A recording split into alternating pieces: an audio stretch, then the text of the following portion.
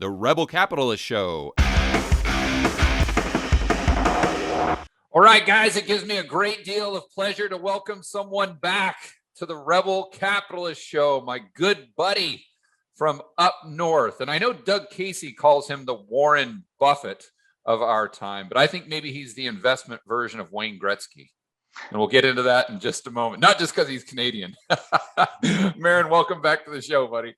Oh, it's a pleasure.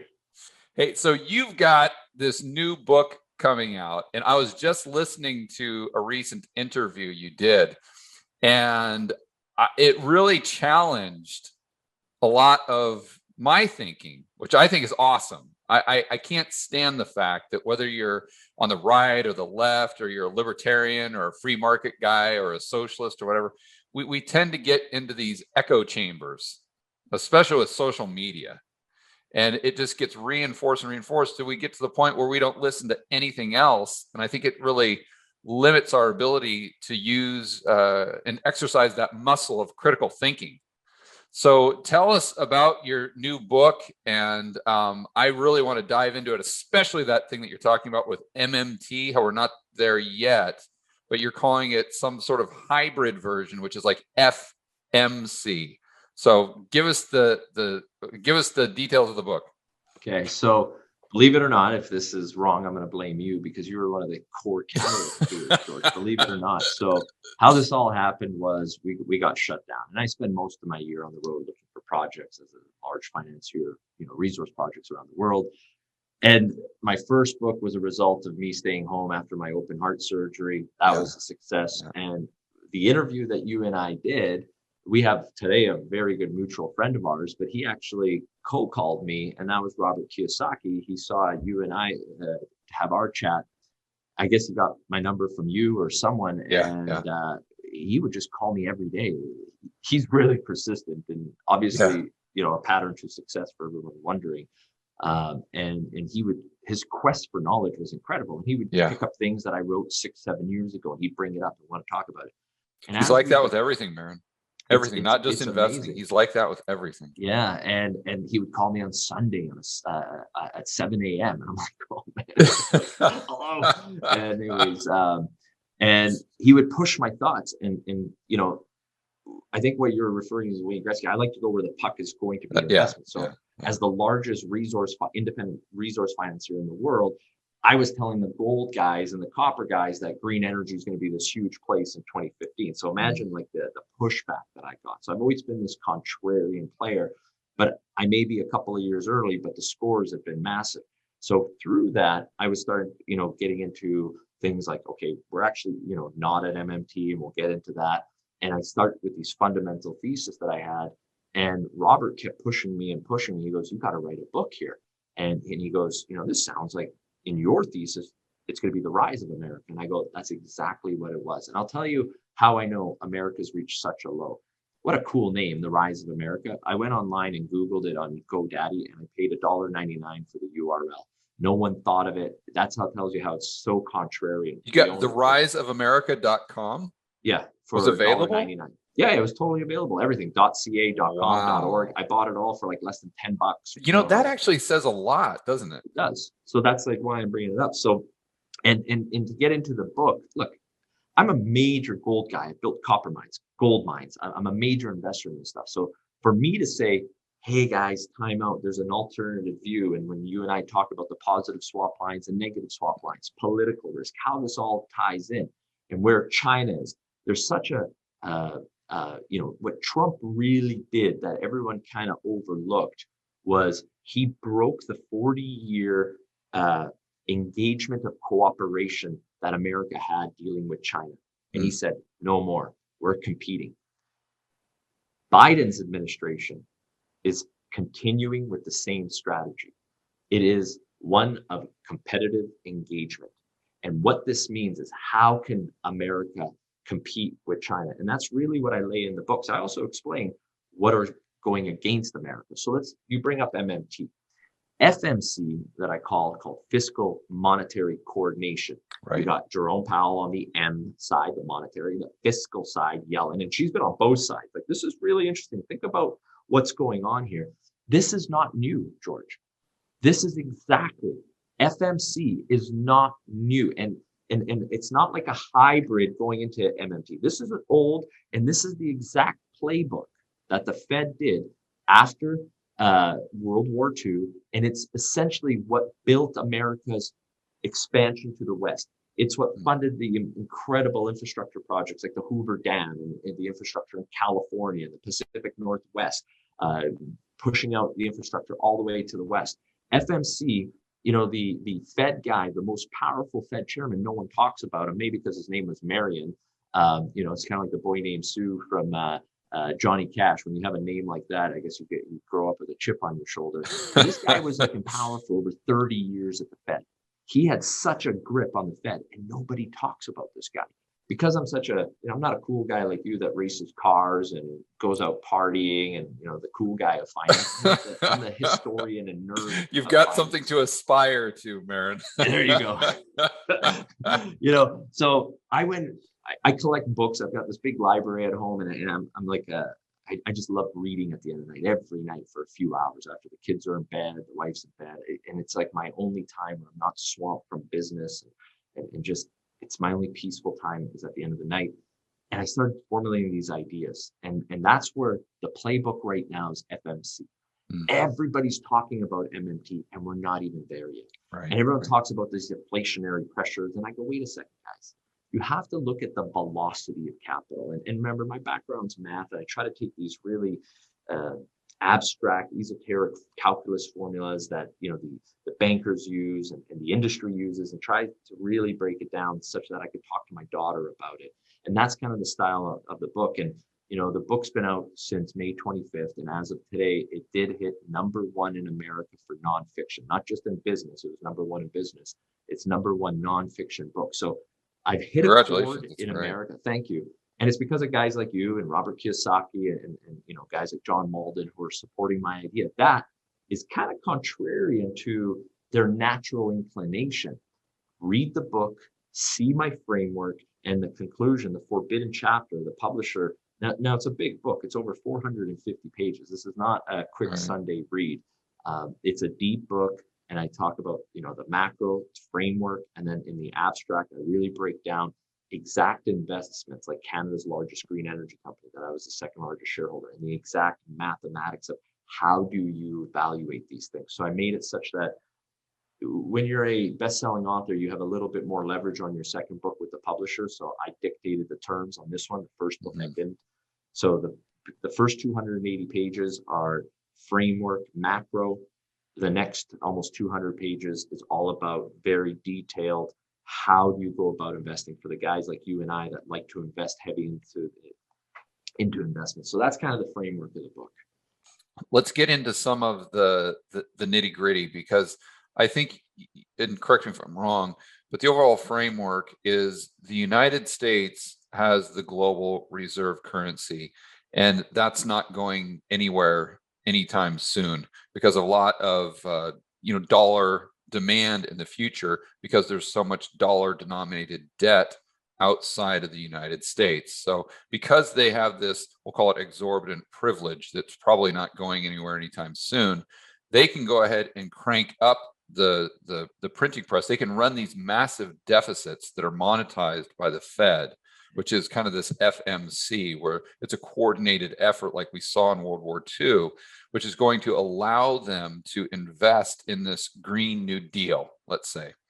And then, so what you're doing is you're sitting back and saying, okay, well, whether I like it or I don't, that's irrelevant. How can I make money from this? How can I profit from where the puck is going?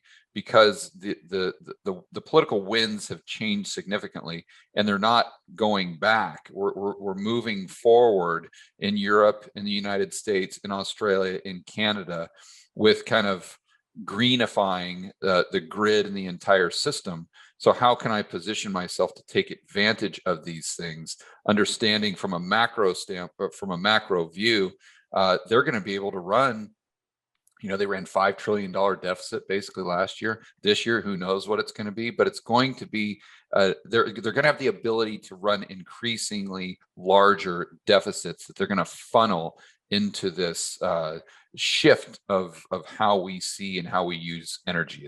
Am I close there? the beginning correct. And one thing I kind of want to jump in and really emphasize is you haven't seen anything yet on the printing presses that they're going to use. Right. And more importantly, when you compare America's debt, the number is big and bigger than the other nations. But relative to the value and the GDP and all these other metrics, it's not as high of a ratio as the EU or the Japanese or Canada, or you look at other nations, or China, for example. Right. So there is so much more room. Now, remember, the key of being a Wayne Gretzky, who I got to know in 2011, great mind, and his success, he would say this, he wasn't the fastest guy. He wasn't the toughest guy. He wasn't the most skilled player. But he would say, I would always go where no one else was. And that's the key. So it wasn't about what you want, how the world should be in your views. It is what it is, and play the cards that you've been dealt. So knowing that we haven't seen anything yet on the amount of stimulus, Yellen's just come out and she's being very transparent, saying, we're like doing 2010 math. We need way more stimulus. We need way more. Guys, think about it. Is that inflationary, deflationary? Where's the world going? Velocity of capital. That's what you have to focus on for inflation. Number two, this wouldn't have worked 15 years ago. The engagement of competition with China, they had an advantage. That's just the fact 15 years ago. But today, George, this all comes down to cost of capital. And I've been writing about this for years.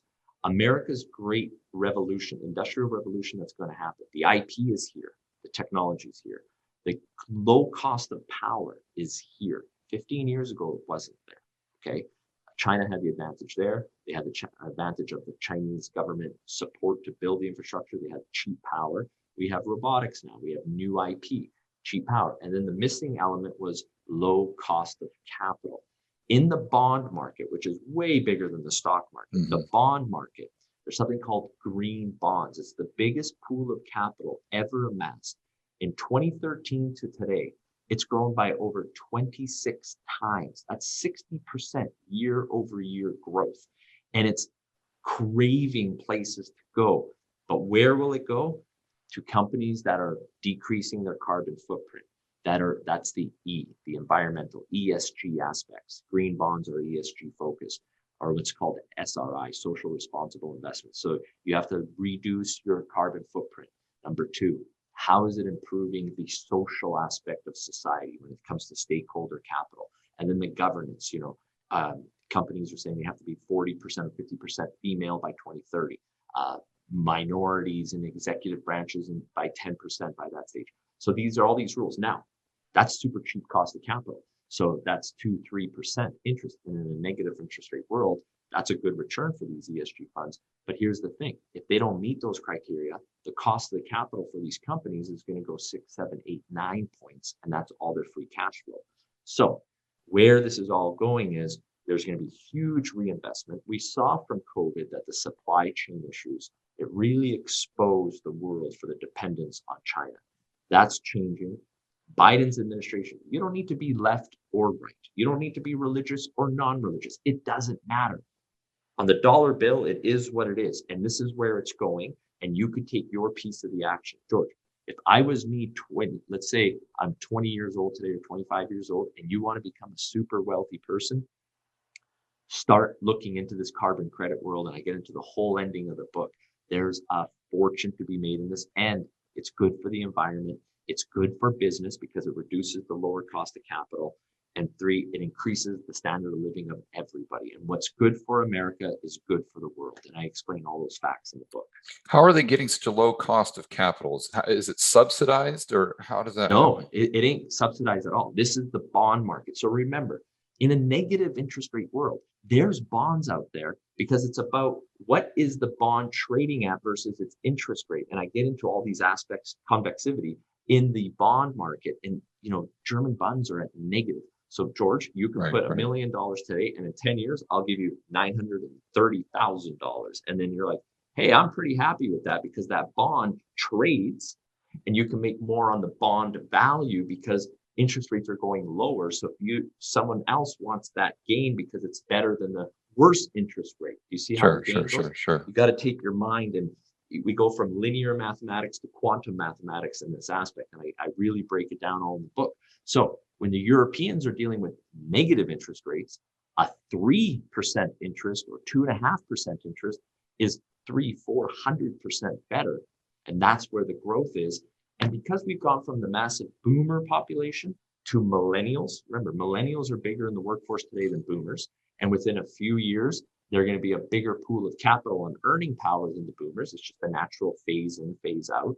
And they have a different criteria for investments than the capitalism that we learned in school or with our parents' capitalism. Right. We're at 2.0 capitalism, which people may call conscious capitalism or stakeholder capitalism. But that's where the puck is going. Whether you like it or not, that's the game that's being played. And all I'm showing is all the facts and how you can make a fortune. Now, it's not government subsidized. This is what I really, because I don't like the government. When I was asked to become an advisor of our prime minister on energy sources, I couldn't do it. I just fundamentally disagree with the guy. Okay. So I didn't do it. Looking back at it, I should have taken the role because maybe I could have had an impact to direct policy the right way. That's where I've learned this whole thing about, fighting the way you want it versus what is, and then making change by getting involved. Now, the government policies would be taxing and just politicians are useless. Get out of here. Like let the free enterprise, let the capitalists solve this the right way. But it's the companies that are buying into this. Shell, Exxon, Chevron, the BP, Apple, Google, Facebook, the S&P 500. Okay, just if you take the publicly traded American companies, never mind the other companies, just the S&P 500, and if only 25% do what they say they're going to do, that they've put in as their corporate governance, that they've mandated as law for their executive pay packages, this sector that I kind of break down in one of the chapters in my book is going to be bigger than the oil sector globally. That's including the public companies and state-owned companies. That's how big this opportunity is. Now, it's not talking about, we need permits and we're going to go and build it in 5 or 10 years. I'm talking about cash flow today. It's there. It's just nobody's talking about this because it's so different and unique. And it's kind of like I compare to buying gold at $100 an ounce or buying Bitcoin in 2010 and 11. But it's real. And the difference between gold and Bitcoin, it's not mainstream. It's not like Exxon and Amazon and Facebook are pushing it. They're getting into it now. But when it really started, it took a decade. This is being forced by the big companies in the boardrooms today. How so? When you're saying that, what I'm thinking through is you have all of this capital going into this new movement, this paradigm shift in the way that we use energy, if you will, or with stakeholder capitalism versus shareholder capitalism. I've done a few videos on that. Does that take a lot of the investment dollar away from the future production of oil or coal? And I'm sure you see where I'm going with that, right? There's a major transition, but here's the absolute key part. There's going to be a cost. It's not a tax. It's a cost. Like an iPhone. You have this iPhone here. There's precious metals in there. That's an input cost. One of the aspects I talk about that I really want everyone young to think about, because it's an incredible opportunity, is carbon is an output cost. It's an item that you have to deal with today. But the corporations like Shell they know internally that they have to do this. So they're dealing with it now. There's S1, Scope 1, Scope 2, Scope 3. I explain all that in the book. The point here is there is a cost to doing good business, but that reduces their borrowing costs and it increases their shareholder audience, the number of investors that can come. Mm-hmm. And you're going to start seeing in 10 years, these companies have to go green oil. And I came up with a math formula doing it called GBOs, green barrels of oil equivalent. And, I write about how they're doing it. And these big companies are asking me, hey, let's go through this. And it's happening in real time. So yes, there's a cost to it, but that arbitrage of the value, just like an investment, there's a cost to investment and you get a big return. That's exactly what's going on. Now, is it going to phase out oil? It's going to, over time, phase it out. But it ain't going to be over the next day or 2 years. Yeah, but do you think we have that supply-demand imbalance? And what I'm saying is the supply of oil continues to go down because there's no capital reinvesting into the oil because of what you're referring to. But demand, although over the long run it may go down, it's still at a level that's pretty high relative to the decrease in supply. Therefore, price goes up. I mean, could we see a world where there's all this opportunity on the green side, but yet the prices are also going up on the old dirty side with traditional oil and because there's no reinvestment there, therefore supply going down. Here's the key. Yeah. There's been hundreds of billions of dollars invested in the technology to increase the extraction of these fossil fuels, mainly oil and then natural gas. Okay. And I used to debate guys. I remember my good friend Rick Rule, we were partners in a fund, and he thought I was crazy that fracking would get under $75. And I go, Rick, this iPhone today has more computing power than Apollo 11. Okay. The cost of fracking is going to get incredibly lower. At that time, a 16-stage frac was, this is incredible. I said, they're going to get to 32, 72. They're doing over 128 stage fracs today. Yeah. And fracking, if the resource is right, is economic at $35, $40 oil. So this whole concept of peak oil and peak gold is not true. And I write about that in the book and I explain why. But what is true, George, this is really key. Where did these North American companies, these big companies invest? Well, they went to where the oil was, the low-hanging fruit. And 85% of all the capital raised in oil and mining, all these places, went to emerging markets, places in Africa, places in South America, like Argentina and Peru. And now those governments are going to increase their share of ownership, just like the Middle East. Remember, all these deposits like Saudi Arabia, when I went to Kuwait and Iraq and all these places, those were drilled by the Seven Sisters back in the day, okay? That was North American and European money that took the risk to develop these resources. As they were developed, the nation, the sovereign companies started to nationalize them, increase taxes. That's what's going to happen. There's peak tax, there's peak government stupidity, and they're going to increase the royalties, increase the government share, and they're going to use it. And you already see Argentina rattling the cages saying, oh, these companies don't keep our environmental concerns at an Argentinian standard. They're using a North American standard. I've been to Argentina many times. One of the largest landowners is one of my closest friends. You're going to tell me that the Argentinian mining standards are higher than North American standards? What a bunch of bullshit.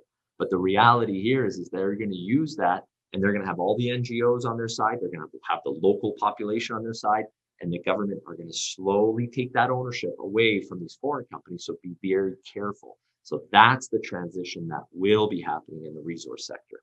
Got a lot of cross currents there. You got the cross currents with the capital. You got the cross currents and potentially, I'm talking about the old school energy, decreasing in profits, nationalization, a potential decrease in demand.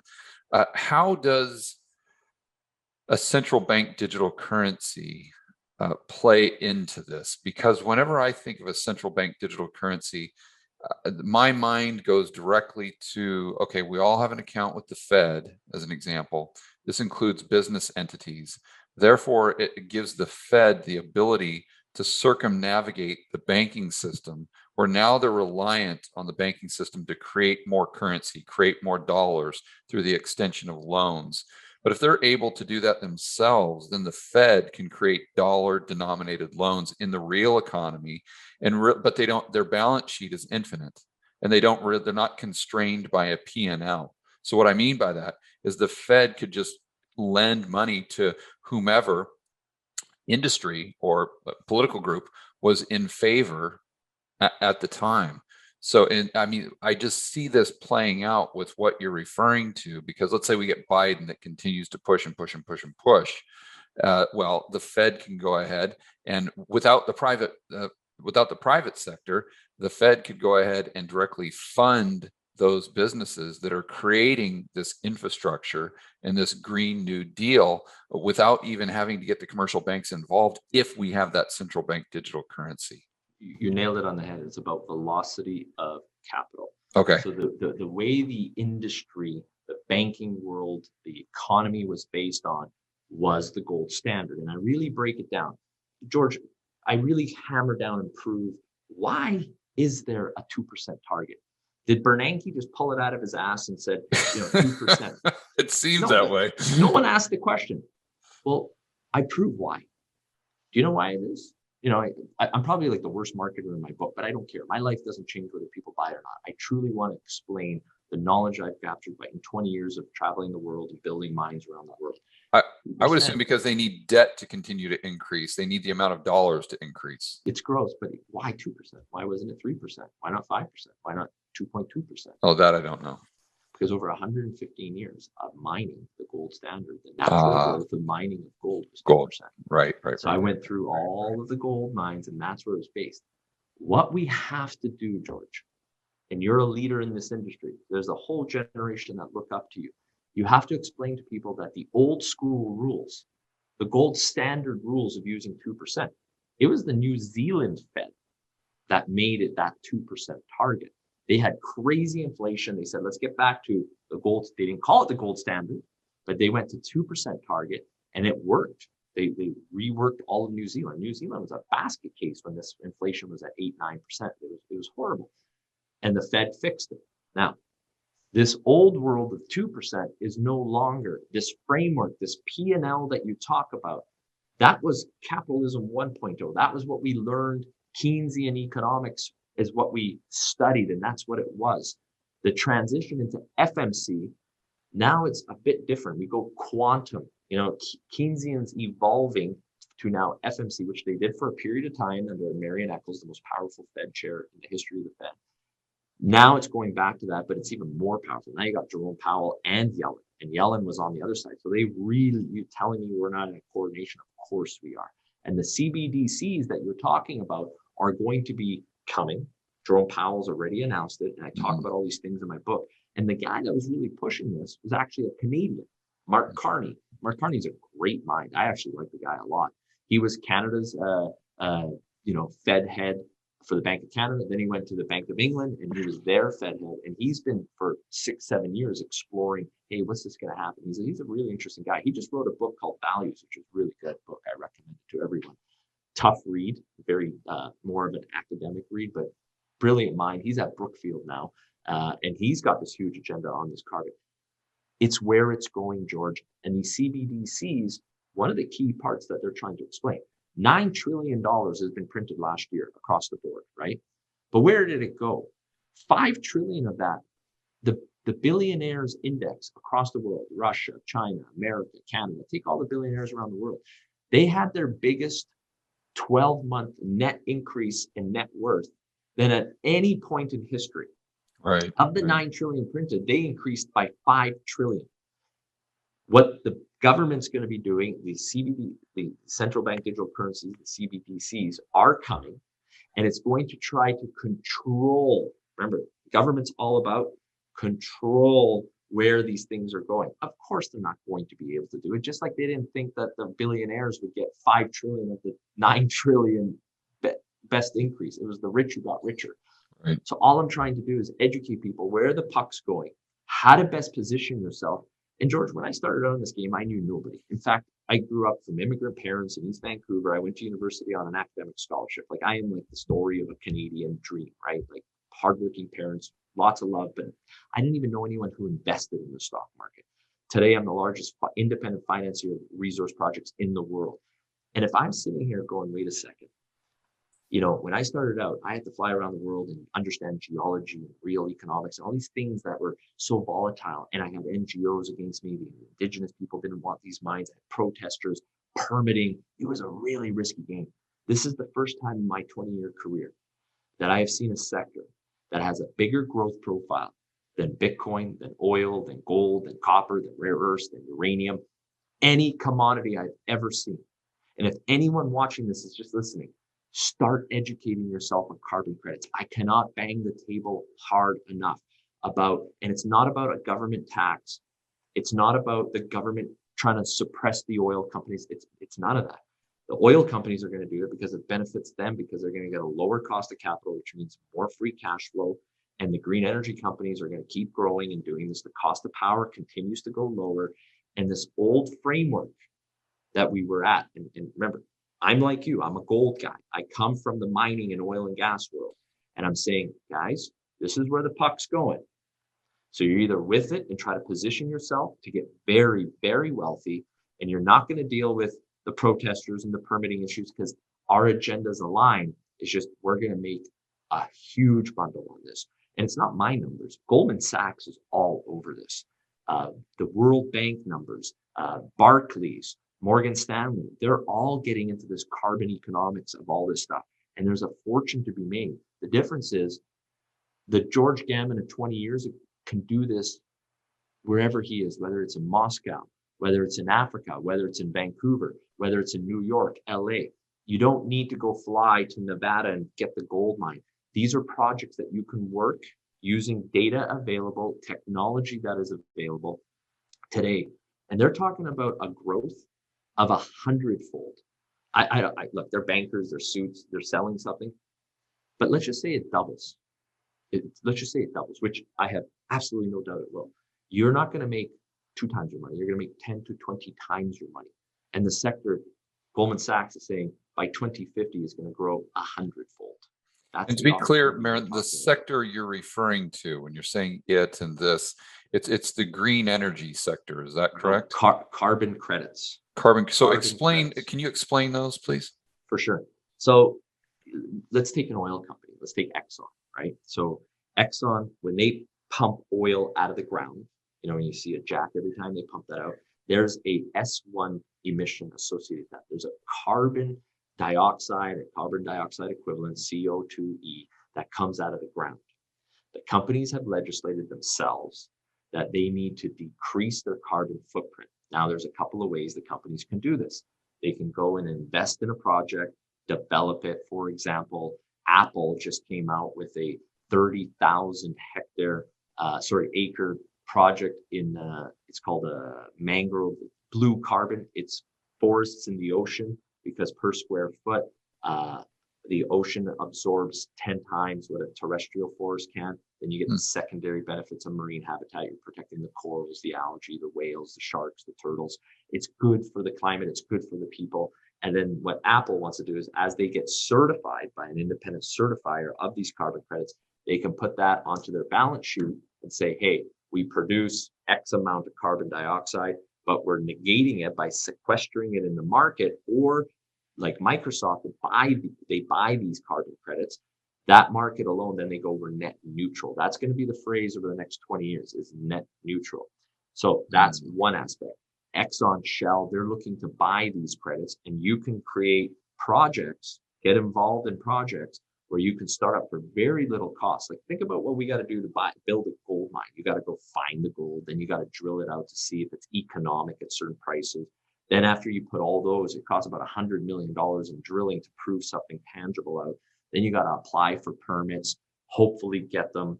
Then you got to raise the money to build the mine, and then hopefully you build it on time and on budget.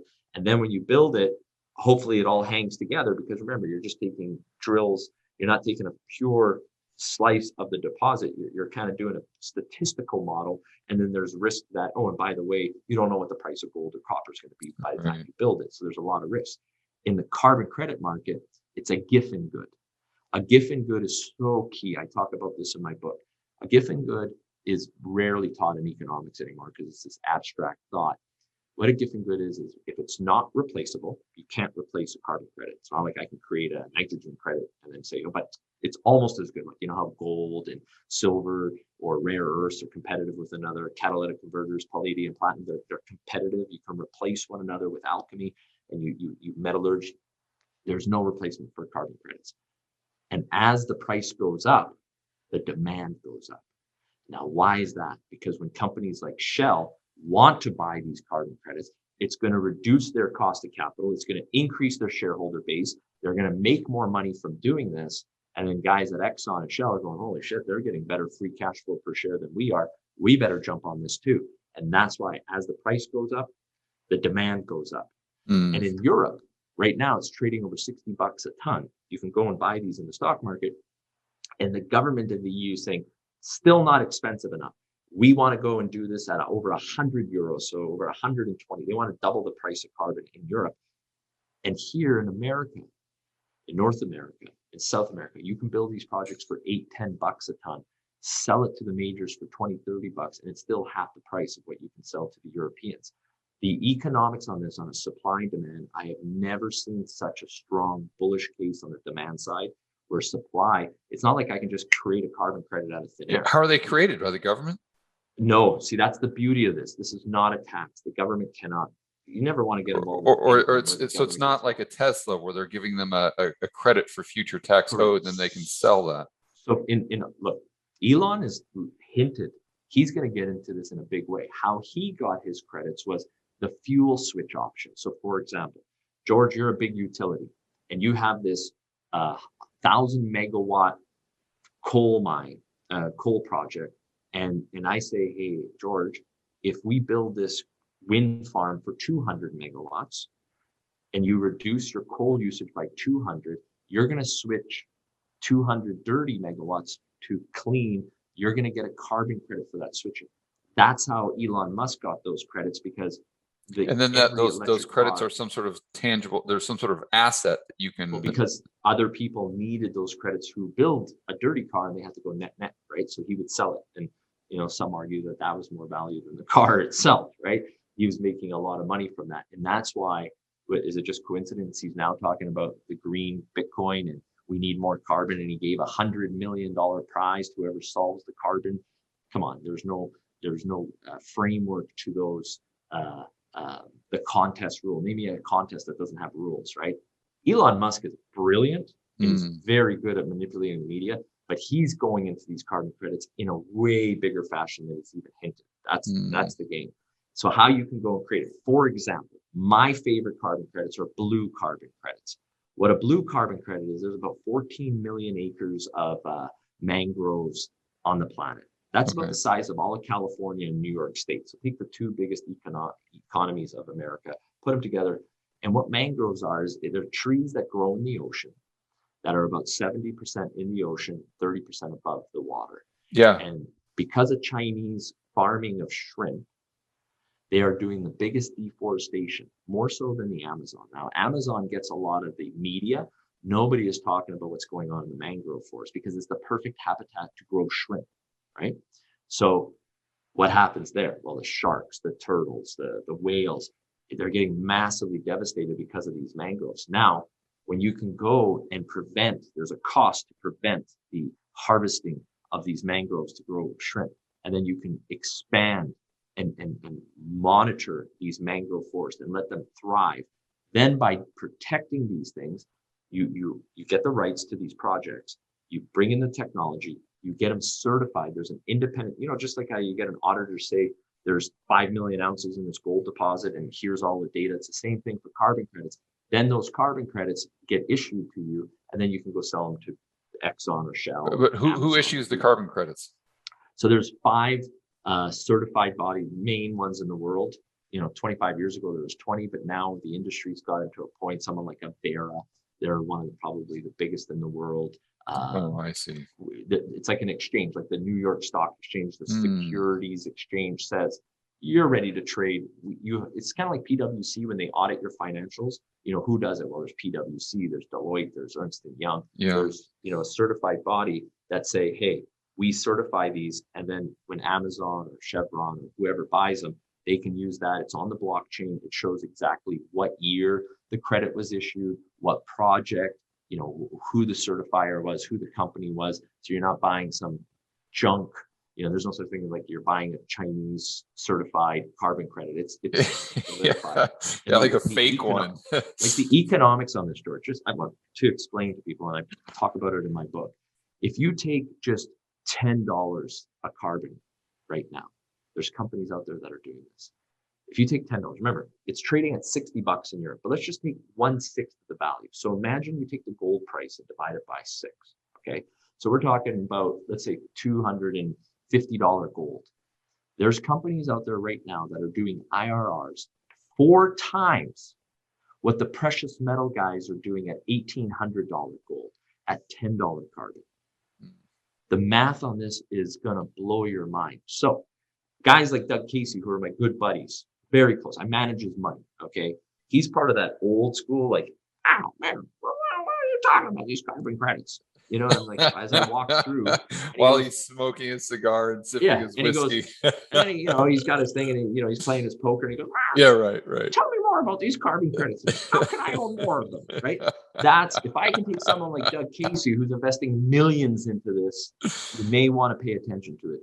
Look, George, I've done a lot of pretty cool projects in my life. I have never had a bigger tiger by the tail, and I just want to share this with everyone. It's my last book. It's my hurrah. I'm done. Hopefully people read it and expand their horizons.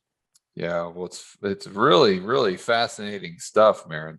So where can people get the book? I mean, I'm assuming it's on Amazon. Can I get a Barnes link to it and I can put it in the description? Or yeah, it's the number one nonfiction book in the world right now. I've hit a chord, obviously.